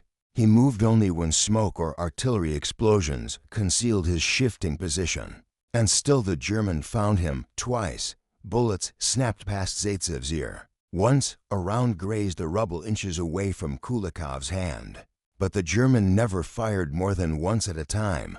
He didn't shoot to kill. He shot to test, to study, to learn. He's mapping us, Zaitsev whispered on the 3rd evening. As they crawled into a basement to warm their frozen hands, he wants to understand how we move, how we react. He wants to know our rhythm. Kulikov swallowed hard. Vasya. I think he already knows. Zaitsev shook his head. No, he wants the perfect shot. He wants to end this duel with 1 bullet. And for that, he must see everything first. He stood and shouldered his rifle again. Tomorrow, we change everything. The trap is set *** on the morning of the 4th day. Zaitsev didn't go to his usual hunting ground. Instead, he led Kulikov to a place he had been saving. A position he had used only once before, a crater behind a rusted steel plate, on the north side of the tractor plant. It wasn't ideal, little room, limited view, and dangerous if discovered. But it had one advantage: it was unpredictable. Today, Zaitsev said, we hunt by breaking our own habits. Kulikov nodded, but his eyes remained troubled. And what if the German does the same? Zaitsev's reply was calm, almost serene. Then we will finally see him. Hours crawled by. The cold gnawed at their fingers. The wind scraped loose snow into their faces like sand. And then a movement. Not much. Just enough through a shattered ventilation shaft. Zaitsev saw it. A faint, unnatural line. A shape too regular among the chaos of debris. Something metallic, half buried behind a mountain of broken bricks. A scope. A rifle barrel. A camouflage veil stretched tightly over a helmet. Zaitsev's pulse slowed. It's him. Kulikov inhaled sharply. He's been watching us from there. The angle is perfect. He could see every position we've used. And he thought he understood us, Zaitsev said. But he didn't expect us to change. Kulikov steadied his breath. Can you hit him? Not yet, Zaitsev murmured. He's too well hidden. He's waiting for a reaction. If I fire, he'll see my muzzle flash and kill us both. Kulikov swallowed. Then what do we do? Zaitsev turned his head slightly, eyes narrowing. We wait for him to blink. Vasily Zaitsev continued the moment of stillness ** for hours. Nothing moved. The snow blew sideways in thin white ribbons, settling over shattered pipes and twisted rebar. The city around them groaned with distant explosions. But here inside this crater of debris there was only silence. Zaitsev did not blink. He barely breathed. His cheek rested against the worn wood of his Mosin Nagant, the cold sinking through the rifle into his skin, through the tiny gap beneath the rusted steel plate. He watched the exact spot where the German sniper lay hidden. Kulikov shifted painfully beside him. His joints ached. His lips trembled from the cold. He whispered, barely audible, Vasya. I still can't see him. You're not supposed to see him, Zaitsev murmured. Only one person needs to. But you're not shooting. Not until he makes the mistake. Kulikov frowned. Snipers like him don't make mistakes. Zaitsev's eyes never left the shadowy shape in the rubble. Everyone makes mistakes, even kings. The weakness of perfection ***. Zaitsev didn't study the rifle. He didn't study the camouflage or the barrel or the tiny crack where he guessed the Germans I would be. He studied the environment. The snow drifted from the west. The smoke rose slightly to the south. The sunlight, weak but present, created a faint glimmer on broken glass, scattered near the Germans' presumed vantage point. Zaitsev whispered, "He has to look. He has to confirm that we're still in position. And when he looks, even for a heartbeat, his lens will catch the light." Kulikov shivered, not from cold, but anticipation. "Just a glint, Vasya. That's all you need." Zaitsev exhaled slowly. If for a sniper, a glint is a confession. Minutes dragged on like hours until there. Zaitsev saw it. A momentary spark, a flash smaller than the head of a pin. So tiny a normal soldier would never have noticed. But Zaitsev wasn't a normal soldier. He fired. The Mosin Nagant cracked through the frozen air like a whip. The recoil slammed into his shoulder. The echo bounced between the ruins of the tractor plant. Kulikov gasped, lifting his head instinctively before Zaitsev yanked him down again. "Did you get him?" Zaitsev did not answer immediately. He watched, he waited, he breathed.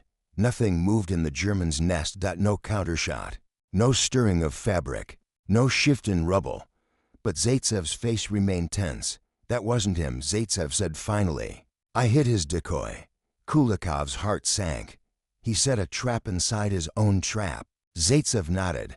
"And now he knows exactly where we are." Into the lion's den, ***. They crawled backward, inch by inch, keeping their bodies as low as possible. Snow stuck to their coats. Their elbows burned from scraping against frozen concrete. Zaitsev whispered urgently, "He's reassessing. He'll reposition. We need to move before he takes the high ground." "Where to?" Kulikov asked. Zaitsev didn't hesitate. "To the factory boiler room." Kulikov's face paled. The boiler room was a death trap, dark, cramped, with only a few narrow slits facing the outside. If the German found their angle, there would be no escape. But Zaitsev had a plan. "He thinks we'll retreat east," Zaitsev said. "But the boiler room gives us something he doesn't have." "What?" "A blind spot." The boiler room was barely more than a hollowed-out concrete chamber, lit only by the faint glow of daylight squeezing through cracks and shattered vents. Massive steel pipes ran along the walls like the bones of a giant animal. Kulikov stared at the narrow vent slit facing the rubble field where the German had been hiding. "He won't expose himself again. He's too smart. He won't expose himself there," Zaitsev agreed. "But he doesn't need to. He'll try to flank, to get a lateral angle."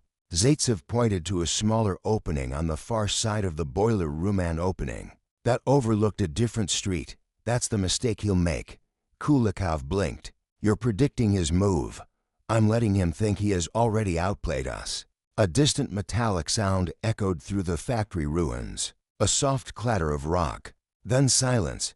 Kulikov's breath caught. "He's moving." Zaitsev raised his rifle. "And he's coming exactly where I want him." The German moves first. ***. The faint sound of shifting rubble echoed again, this time closer, more deliberate. Zaitsev knew the rhythm instantly. It was not the careless step of infantry. It was not the frantic scrabble of a desperate soldier moving under fire. It was the quiet, measured crawl of a sniper. Zaitsev lowered his head until his cheek grazed the cold concrete floor. His eye remained fixed on the dark slit overlooking the side street. Kulikov whispered, barely breathing, "Vasya. He's smart. He'll know this room is a trap. That's why he'll come," Zaitsev answered. "He thinks we're scared. He thinks we ran in here without a plan. And did we?" Zaitsev cracked the faintest smile. "No, we just walked into his plan. So he'll walk into mine." The invisible steps of a hunter ***. The German sniper moved like a wraith. Soft crumbles of ice fell from ledges. A shadow dipped behind a broken wall. Metal scraped faintly against stone, perhaps a rifle, perhaps binoculars brushing rubble. Zaitsev listened. He didn't rely on sight alone. He trusted sound more than anything in these ruins. Every movement in Stalingrad rang differently, the hollow echo of boots on steel plates, the crunch of snow on crushed brick, the brittle snap of frozen timber. The German's movement was controlled, professional. He never stayed exposed for more than a second. He shifted his weight slowly to avoid sudden noise. A perfect sniper. Almost. Kulikov whispered, "He's coming around the west corner. That gives him the broad angle on our vent." Zaitsev nodded. "That's where he wants to kill us from." "Should we reposition?" "No," Zaitsev said. "We're exactly where we need to be." Kulikov swallowed. Trusting him. The psychology of the shot ****. Zaitsev had studied not just the rifle skills of snipers, he studied their minds. Elite snipers all shared the same instincts. They sought the best angle. They preferred clean lines of fire. They avoided positions where debris or shadows could distort vision. And most importantly, they always wanted the high ground for the kill shot. The boiler room's west-facing vent was halfway up the wall, an enticing angle. The German would see it as the most likely spot for the Soviets to hide and peek through. A perfect killing zone, which meant he would position himself exactly where Zaitsev predicted. "Wait for the shadow," Zaitsev whispered. Kulikov's hands were shaking, but he held his breath. The seconds stretched like wire. Then a silhouette moved across the far wall outside. Slow, controlled, cautious. It paused. The German was measuring the vent, calculating the shot, preparing to take the kill. Kulikov whispered, "He's here." Zaitsev whispered back, "No, not yet." The fatal assumption ***. A rifle barrel slid quietly into view from behind a collapsed stairwell. Across the street, the movement was nearly invisible, just the faintest extension of a shadow against the snowy backdrop. Zaitsev did not raise his rifle. Not yet. Because the German wasn't exposed. Not fully. Not enough. He was still hunting a ghost he thought was inside. Zaitsev whispered, "He thinks we are lying directly behind the west vent. That is where he will aim." Kulikov exhaled shakily. "And we're not." "Exactly." Zaitsev had positioned them several meters away from the vent, using the darkness inside the boiler room to distort angles. To the German, the vent looked like the center of a sniper nest. To Zaitsev, it was merely bait. A trap. The German shifted again. He was seconds from firing. And in that instant Zaitsev didn't look at the rifle. He looked above it. At a faint movement of cloth. A glint of metal near the helmet strap. A subtle shift in the rubble that only someone trained in concealment would notice. It was enough. Zaitsev lifted his rifle, moving with calm precision. "There," he whispered. Kulikov's eyes widened. "You see him?" "Yes," Zaitsev said softly. "And he thinks he sees us." One breath, one shot ***. Zaitsev inhaled once. The cold air burned in his lungs. He exhaled halfway, never fully. Fully exhaling made the body tense. Half-exhaled breath created stillness. His finger found the trigger, outside. Unaware that the trap had been reversed, the German sniper prepared his shot. His rifle steadied. His eye aligned with his scope. His heartbeat slowed. They fired at the same moment. Two rifles cracked across the ruins of Stalingrad, one echoing from the German position, one from the shadows of the boiler room. But only one. Shot found its mark. The German's bullet punched harmlessly into the concrete wall behind the vent, exactly where he believed Zaitsev's head should have. Then, Zaitsev's shot hit the faint shimmer he had seen. The glint, the betrayal of perfect camouflage. A strangled cry echoed across the ruins. Then silence. Kulikov pressed his back against the wall, stunned. "Vasya, did you get him?"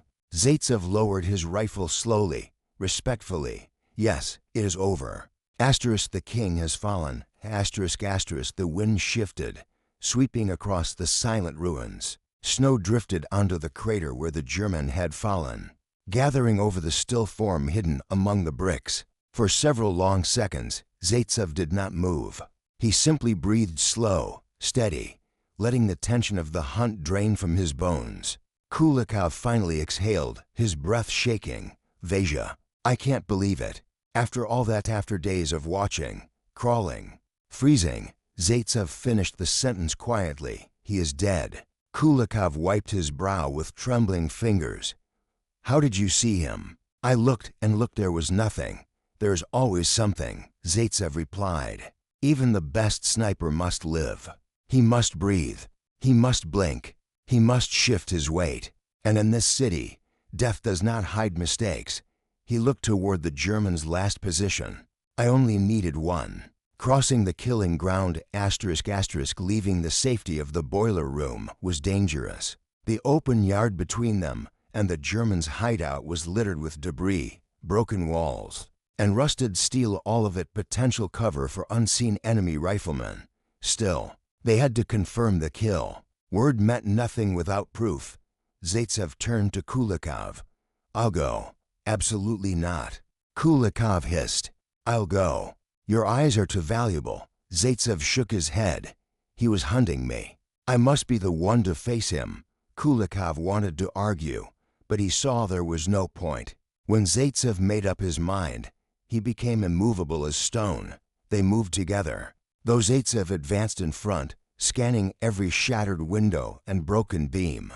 The air tasted of smoke and iron. Somewhere in the distance, a machine gun clattered, then fell silent again. Stalingrad never slept. It only paused. The closer they came to the Germans' position, the more Kulikov's nerves frayed. Be careful. Vasya, we don't know if he's alone. I know, Zaitsev replied softly. That is why we approach like hunters. They crept up the incline of rubble, stepping over frozen sandbags, burnt planks, and a broken road sign, half buried in snow. And then they saw him. The face of the enemy ***, the German sniper lay half inside a shallow pit formed by collapsed masonry. He had dug a careful firing slit, reinforced with debris, and artificial cave perfectly camouflaged. His body was twisted awkwardly, his rifle still clutched in one gloved hand. Zaitsev knelt beside the corpse. The bullet had struck just beneath the right eye, where the German scope had momentarily exposed him. A clean shot. Precise. Final. Kulikov approached slowly, removing his cap. Poor devil, he murmured. He was good. Too good, Zaitsev nodded. There was no triumph on his face, only solemn respect. He was a professional, Zaitsev said. He knew his craft well. He deserved an honorable death. Kulikov searched the uniform, pulling a worn leather case from inside the coat. Inside were documents, a few maps, and a metal identification tag stamped with a German name and rank. Kulikov read it quietly. So the rumors were true. Zaitsev gently closed the German's eyes. He came for me, Zaitsev said. And I came for him. That is all. The return to headquarters ***, when Zaitsev and Kulikov returned to Soviet lines. Several officers rushed to meet them. Well, did you find him? One asked. Zaitsev nodded. He fought well, but he is gone. The officers murmured among themselves. Some exchanged relieved glances. Others looked stunned. The German sniper had terrorized several Soviet positions in recent days. His presence had been like a blade hanging over the defenders, invisible but deadly. One commander stepped forward. You've done more than kill a sniper. Comrade Zaitsev, you've restored confidence. The men will hear of this tonight. Zaitsev stiffened. Tell them this, he said. Skill does not guarantee victory. Only vigilance does. Always watch. Always listen. Always learn. Kulikov leaned toward him. You talk like a teacher, Vasya. Zaitsev chuckled softly. Then perhaps the city is my classroom. A legend takes root ***, that night, in the freezing cellars and bunkers along the Volga. Soviet soldiers whispered the story. Some said the German had been a major. Others said he was the greatest sniper Germany had ever produced. Others still claimed the duel lasted a week, or that Zaitsev had shot him from over a kilometer away. The story grew. As stories do, men huddled around stoves, warming hands over weak fires, speaking Zaitsev's name with awe. The German came for him, one soldier said, and Zaitsev outsmarted him. Of course he did, another replied. He sees everything, across the ruins, The legend formed like frost on the walls. Vasily Zaitsev had become more than a marksman. He had become a symbol, a quiet, steady reminder that even in the darkest of winters, even in the ruins of a dying city, one man with patience, instinct, and unwavering courage could make a difference. In the days that followed the duel, Zaitsev returned to his work with renewed focus. The German sniper had been his equal, perhaps the closest match he would ever face. But Stalingrad was far from finished. The city still burned, soldiers still fell, and the Volga still carried the echoes of war. Yet something had changed. The men fought a little harder. They stepped into the ruins with a little more hope. They believed a little more strongly that the city would hold. Because if one man could defeat Germany's finest hunter, then perhaps the impossible was not so impossible after all. Zaitsev continued to train new snipers, passing his knowledge to younger soldiers who would one day carry his lessons into other battles. He taught them patience, discipline, respect even for the enemy. By the end of the Battle of Stalingrad, his confirmed tally exceeded 100 kills. But he never bragged, never sought glory. He always said the same words: "I fought for my comrades, for my country, for the city that refused to die." Years later, long after the guns fell silent and Stalingrad was rebuilt, people still spoke of him not as a myth, but as a man who understood the harsh truth of war, that victory belonged not to the strongest, but to the most steadfast, not to the furious, but to the patient, not to the loud, but to the vigilant.